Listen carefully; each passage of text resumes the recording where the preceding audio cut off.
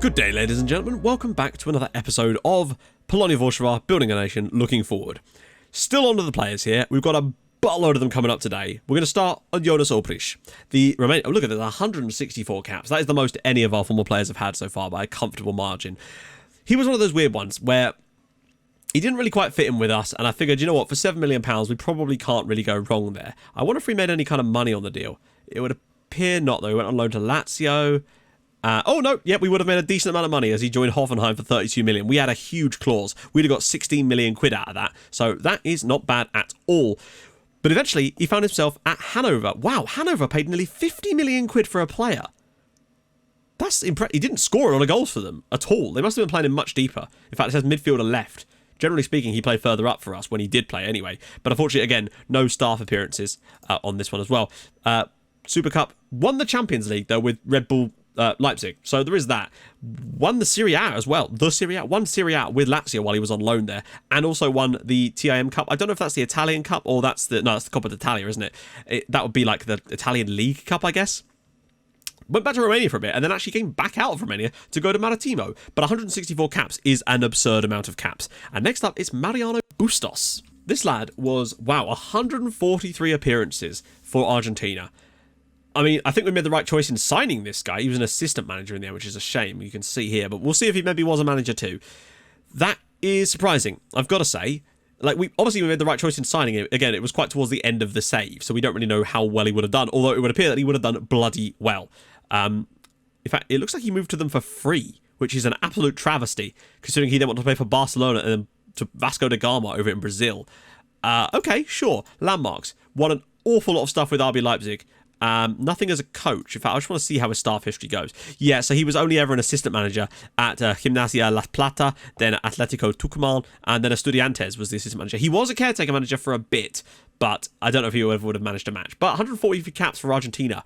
Not bad. And he retired at the age of 39. That's the oldest player we've had so far in terms of their actual playing days. He went on for a bloody long time, and it makes sense when you look at how many games. Nearly 600. I think that's the most appearances we've ever seen from a player. Orozco was pretty damn close, but I don't think it was quite as close as that. I think someone in here is going to have made over 600. I wonder if I don't think Juan Martín Iglesias did. It would have been close, though. Just had a little look. He got 550 in the end. Next up, bit of a strange one, is Jez Norris. Oh, wow, his career is a strange one. This is mental. Still got 300 appearances, but, I mean, we're going to have to look at it like this, because this is just a nightmare otherwise. So, played for Rakov for a bit, went to Swansea, then back to Wisła, then to Zag for a bit, and then he finally moved away from us to Palermo. Then amazingly joined Aston Villa for a bit, but barely played. Then he just slowly slumped down the leagues, it would seem. After that, went to Crewe Alexandra for a couple of seasons, then to Rochdale, then to Fylde, and finally finished off his career at Maidstone United. This is a guy who I had kind of high hopes for him, but like not super high hopes, I guess.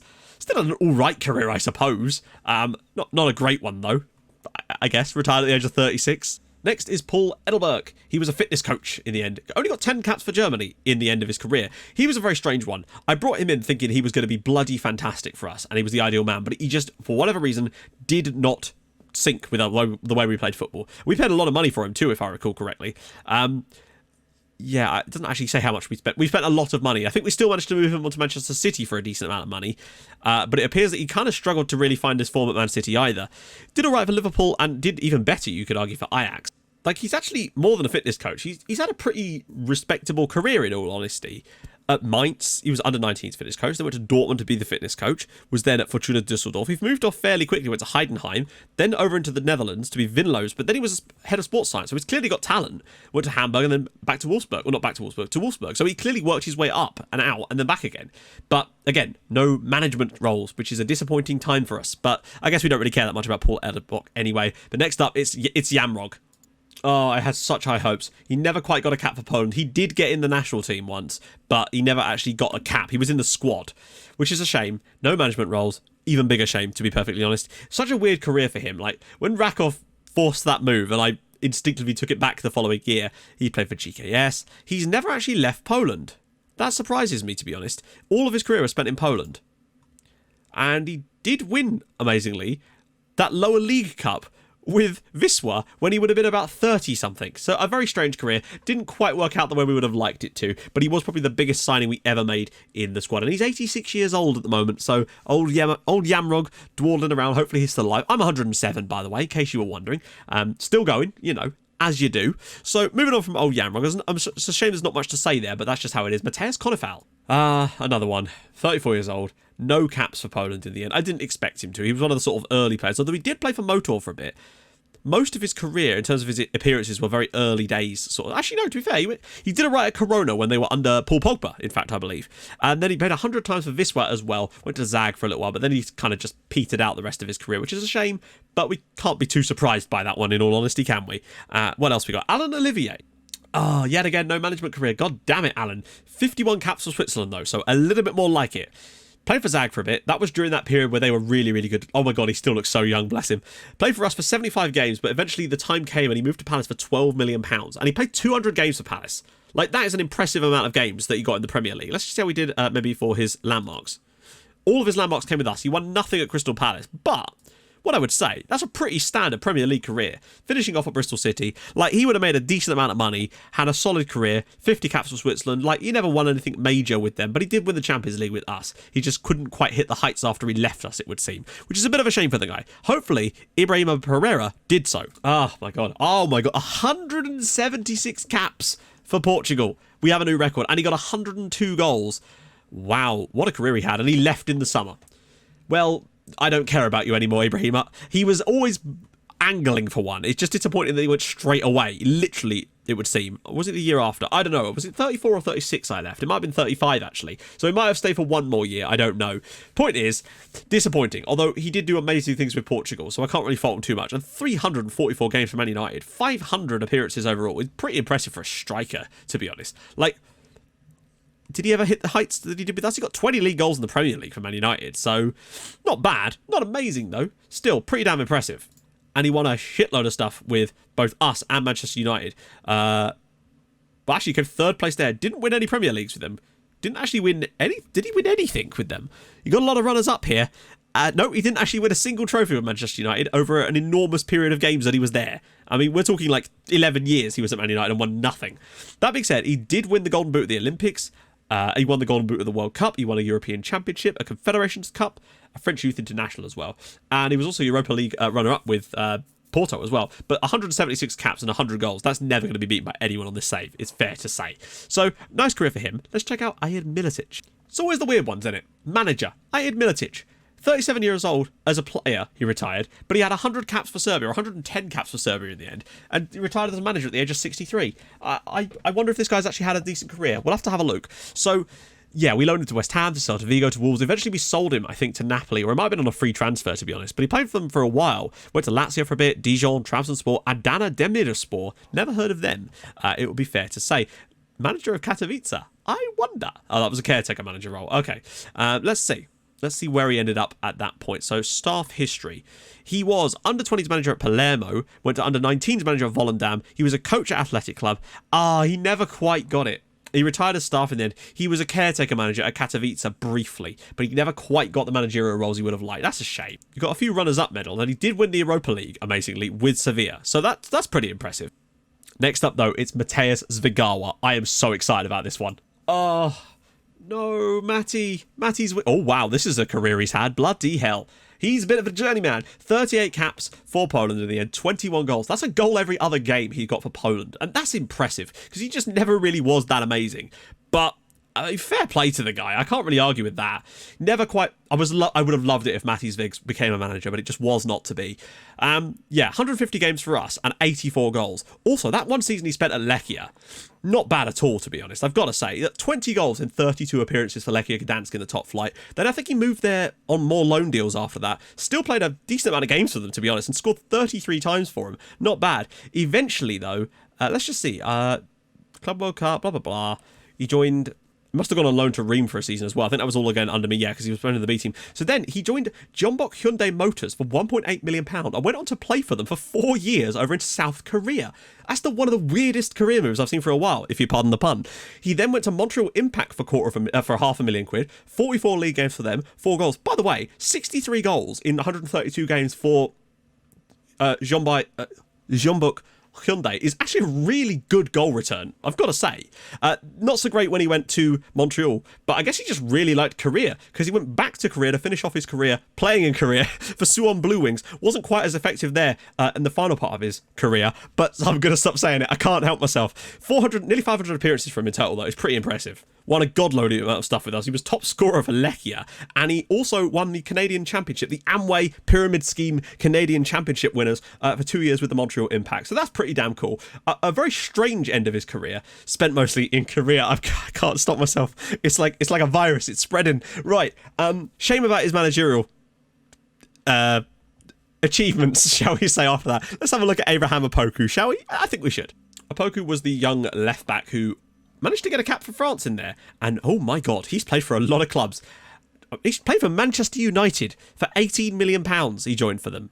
I mean, he's had a weird old career. Lots of transfer fees. I mean, he went to China for a bit. Monaco, £12 million. He's played for a lot of different teams. Like an absurd amount of teams, it's fair to say. Porto, Lyon, Monaco, China. Just China in general. Inter, Palace, obviously in there. These are all... Did he come back to us? He rejoined us. That's so weird. He came back to us for like a tiny little bit, presumably on a free transfer, and then went to Man United for like 20 million quid. What a weird career. Then off to Dinamo Zagreb, then back to Poland again with Lechia for quite a long time, and then back to FC Ufa over in Russia. Retired at 37, and then he needed it. Next up, Sandor Miske, who is a manager, Hungarian manager, 125 caps for Hungary. He maybe didn't get that much success as a manager. He was only a manager for 16 years, but we'll see. Okay, interesting. So we eventually sold him to Leverkusen because I didn't think he was going to get a chance to play, and we kind of needed that. Didn't really... Well, he went on loan, I'm guessing, to Leipzig. But was there any big signings in here? I can't really see any transfer fees, unfortunately. Went to Manchester City, though, towards the end of his career, which is pretty impressive as well. And then went to China to finish things off. He's won a decent amount of stuff, but let's see about his staff history. Go on. Okay. Fair enough. Finally. Under 18's assistant coach at Corona, they went to Excelsior, to Lille, dotting around here to Leipzig, and was the reserve coach at Paris Saint-Germain, and finally after that was the Leicester manager for 2 seasons. That's, I guess, not too bad. The last job he had, though, was Leicester. Yeah, he didn't actually win anything with Leicester, but at least he managed Leicester, presumably in the Premier League, so not a bad career. Still not verging on Herman Carballo levels, but it's up there. Well, it's not really at all, actually, but there you go. John Martinez is next. Thank God I managed to find him first click. Holy crap, he declared for Poland. That's awesome. And not only that, he had a career with us. I love it when this happens. When you get one of the youth players that you weren't quite totally sure about, and they actually come through and do something amazing. That's really, really cool. I swear I sold him. Or maybe I loaned him to someone. I must have loaned him to someone. That's still impressive, though. You know, he did all right at Katowice on loan, went to Lech Poznan on loan, but then look at that, 124 appearances for Polonia. Like, he did all right. Went to Lazio in the end for 16 million quid. Didn't last long there, it would seem, and eventually moved to West Ham and then, in fact, to Russia in the end. But, like, he's won the Polish... Holy Christ. He's won the Polish Player of the Year on 10 different occasions, and Polish Player of the Year 6 times. I mean, that is actually quite impressive. 58 caps for Poland he won in the end, and got 23 goals. Next up, it's Jacobo Garcia. Of course it is. So, 37 appearances, Jacobo Garcia. Sorry, 37 years old when he... I didn't say when he died then. When he retired. 131 caps for Colombia in the end there. Played for us for a long time. Eventually left to join Spurs, it would seem. Although it doesn't actually say that here. Also spent time on loan at Spurs. So he must have joined them and then gone to Spurs straight away, I guess. That must have been how it worked then. So that's weird to go on loan to Spurs. But he joined Inter for only £5 million nearly. Went to Celta Vigo for a little bit. Went to Ajax for a little bit. I think there's still a pretty successful career in there, though, somewhere, I'd have to say. Played for us for ages, won a load of stuff at Spurs. Oh no, sorry, got some runners-up at Spurs. No surprises there. With Inter as well as at Ajax. So, I wish there was more. I wish there was more likelihood of players going into management. It does seem like it's few and far between, unfortunately, which is strange because you consider that most managers, almost all managers, are former players. And all the coaches are almost always former players as well. So you'd think there would be more, but there you go, I suppose. Next up, it's Treverio. It's Hernan Treverio. You'll notice how it strips the nicknames off when you come to this point when the players retire. 37 years old, he retired. He only got 58 caps for Argentina in the end. He has a weird one. Like, he moved to PSG for huge money. That was under my watch, though, so I can't really... Wow, look at the amount of things he's won, though. Like, he has won an awful lot of things. I can't remember the exact price. I think it was something like £70 million. It was a lot of money that he moved to PSG for, and I'm assuming he won loads of... There you go, 69 million. But 81 appearances for them. Not as many as you would have thought. Certainly not in that first season. Eventually moved to Dynamo Kiev to finish things off there, which is a very strange choice. But he won some stuff at PSG. Not a great deal of surprises there. And again, he's not really shown anything amazing here. I thought he would have had more caps on, honestly. I thought he was a decent player, but maybe moving to PSG and not playing very much for 6 years kind of did for him, because considering he made 120 appearances for us in 5 years, but in 6 years at PSG he only made 81, and he made basically none in the first season at all at that club. So that would be probably part of the issue. Next up, Marlon. Okay, was able to find him in the end. Weirdly, he never got a cap for Brazil. Another one of these players that spent time in China. Probably for large money. Yeah, £27 million he eventually moved over to. I don't know if that was from... I think that was from Leipzig, because he was clearly there for a long time. £22 million, in fact, yeah, he moved to Leipzig for. But again, no managerial roles for him, which is a bit of a shame. But I don't know. I mean, he played for us... I mean, literally, it would appear like one season before we sold him on in the end, which is a bit of a shame, but what can you do? He did win a decent amount of things, though, with RB Leipzig. And then, well, yeah, he got some stuff over here with Guangzhou Evergrande. It does seem that every single player that goes to China seems to join Guangzhou Evergrande, but I guess that's because they've got loads of money. So, moving on from him, we've got Salami Ozkal. Oh, okay. This is a strange one. So, Özcal, again, is the kind of player that we would have seen more of had we continued with the save a lot longer, because he was one of the relatively new players to join us at this point. As you can see, he actually he got 3 appearances for us in the end, before, I guess, maybe making a loan stint? I don't know.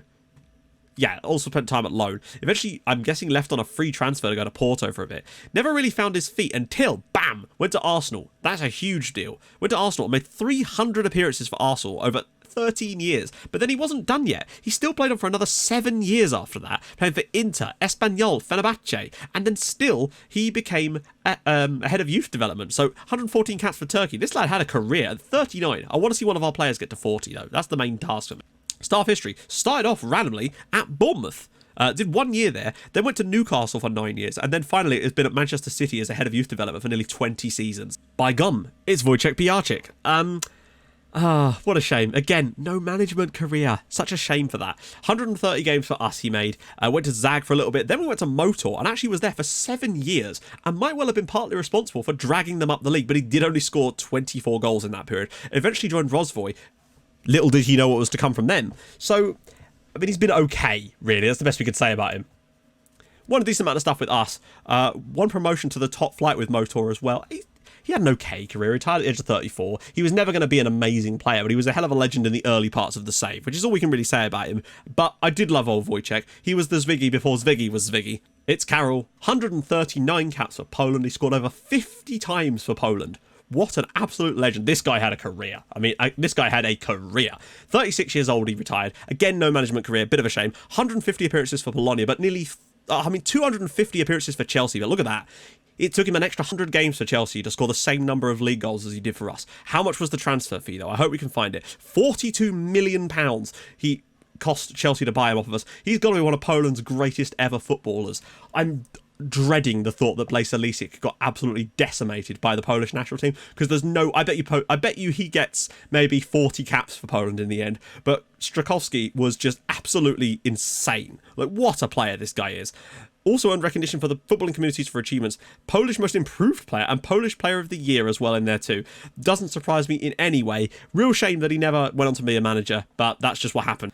Did win a load of stuff at both Polonia and, of course, won tons of things at Chelsea as well. So a very, very illustrious career. I mean, he played for Chelsea for nearly 10 years, played for us for nearly 10 years as well, finished off his career playing a little bit over in Portugal and then a little stint in Italy, just to sort of wind down his career. But one hell of a career. Probably one of the greatest Polish players of all time, it would have to be said. I just wish there was a little bit more on his career after that, but that's just how things go. Let's have a look at Michal Zizic. Okay, so for whatever reason, Zizic isn't here. That's a strange one. Uros Pandurovic. Yes! Oh, he's a chief scout, but he has been a player for a while and retired as staff at 69. Nice. 70 years old, 70 caps for Serbia in the end. Not bad at all. 200 games for us. That was certainly where he played the majority of his career, it would seem. And he was here for 12 seasons, to be fair to him. Went to Dynamo Kiev for a little bit. I don't know if that was on a permanent deal or on a loan deal or not. Let's just see. Spent time on loan at Kiev. Okay. What else happened? Trying to see. He joined Marseille. Okay, presumably on a free transfer. Made some appearances there. Went to Lokomotiv Moscow. came back to Poland, interestingly, with Zag, and then finally finishing his off at FK Vozdavac over in his natural country of Serbia. Right, let's have a look at this scouting career then. Let's see. I wonder if hopefully he's had a good one. I think he has done. Let's see. Oh, wow. That's awesome. So he was a chief scout actually at Ruk, then a scout at Piast Gliwice, but then he became our chief scout, a scout at Polonia Warszawa for nearly 30 years. Uroš Pandurovic was a servant. That means he spent 42 years of his career at Polonia. That's got to be a record. Like, he was a scout for nearly 30 years at Polonia. I'm super, super happy with that. Like, we picked him up basically a few years after he became a scout. He obviously did great work at the other clubs and deserved that role, and he was a scout. I'm surprised that he never moved up beyond that. But he obviously loved the club. To spend 12 years there as a player and then nearly 30 there as a scout. That's a real nice, that's a heartwarming story. Next up, it's Mark Stamler. What's the betting he's moved to about another 7 clubs for £40 million each? He just had a weird old career. Here he is, 34 years old. He got 81 caps for the US, 2 goals in that period, and he moved to an insane amount of clubs. He just spent so much time moving around teams. Like, it was ridiculous. But didn't even play for Monaco. This is the thing. He just constantly went for quite large transfer fees. Joined Celta Vigo for £3.1 million. Then he joined Spurs for £15 million. Then he joined Monaco for, like, I don't know, then he joined West Ham for 22 million quid. Insane. Then he joined Bournemouth for £6 million. But then he joined Thessaloniki. Oh my God. Every single transfer was just like a paid transfer. This guy was just, think of the amount of money his agent made just in the fees alone for Mark Stamler. He never really performed for us, and he never really stayed at any team long because it just kept switching clubs. But hey, it obviously worked for the guy, I've got to say. Like, he won a title with us, but... Oh, did he? Yeah, he did win a title with us somehow in all of that. Amazing. Victor Luis is next. Oh, here we go. Victor Luis. Oh, wow, this is a strange one. This is about as strange as they come. So, Victor Luis played for us for a tiny little bit, but then went back to Brazil. And that was kind of the end of things. We sold him off, fine, whatever, he's gone. But then he came back to Europe again with Nice, stayed there for 300 games, declared to be French, then never got called up with the French national team, and then went and finished his career at Bristol City. As you do. But then he became a manager. And he retired at the age of 70 as a manager. Come on, lad. Show me you've won something. Oh. Okay, so he was the under-18s manager at Scrap. Weird that he came back to Poland to start his managerial career. Was an under-19s coach at Caen, Auxerre, Troyes, and then Motor, weirdly. He then took over at GKS, yeah, a lower league team in Poland. Was there for a few years. Then was out of management entirely for 3 years. Then went to Strasbourg to be a coach. Was there for 5 years. Under-19s coach at Saint-Etienne for 11 years, and then finally found himself in a coaching role at Marseille to finish off his career. A very strange career, I'm sure you would agree. And we're going to finish things off with Rodrigo Montañez, a Spaniard who actually, for me, holds a special place in my heart because I was playing him over the likes of Maurizio Coronel in a lot of our later episodes because he just seemed to do something for us when he played. So, fair play to the lad on that one. Eventually, he left, it would seem, and went to Leipzig, probably on loan? No, £15 million. Barely played for him. Eventually, though, wow, I mean, what a career. Went to Marseille for £6 million, 13 years there, and over 400 appearances for them. He's nearly got close to the 600 mark. Not quite. I think the record is still 597, but he's bloody high on that one. If he'd have gone on another season, he would have got it as well. Pretty damn impressive for the lad. Finally finished off a career with 2 years at Amiens without actually ever playing a game for them. But that's quite the career he's had. No Spanish caps, despite being a pretty solid player, it would seem. But there you go. That's where we're going to finish today's episode. To give you an idea of what sort of stuff we've got coming up in the next episode, let me just take a little look at my list over here. I don't know why I'm doing this softly spoken stuff here. So, who have we got? We've got Blaise Lisic. That's going to be a fun one. We've got Tobias Rursa, we've got Vicente, Zico, Donny Waterberg, Gibbon Almeida, Hugo Rios, Tariq Abdel Rahim. We've got Nicolas Pauls, Diego Silva, Diego Restrepo, Mohamed Kone, Alan Prudhomme. Loads of players coming up, but particularly, and I know you'll be interested in this, Blaise Lisic. The one we're all excited to see how he did. He'll be in the next episode, the next batch of players. He'll be a member of that. So, if you've enjoyed this episode, or this video, drop a like, that'd be cool, and I'll see you guys soon. Thank you so much for watching. Bye-bye.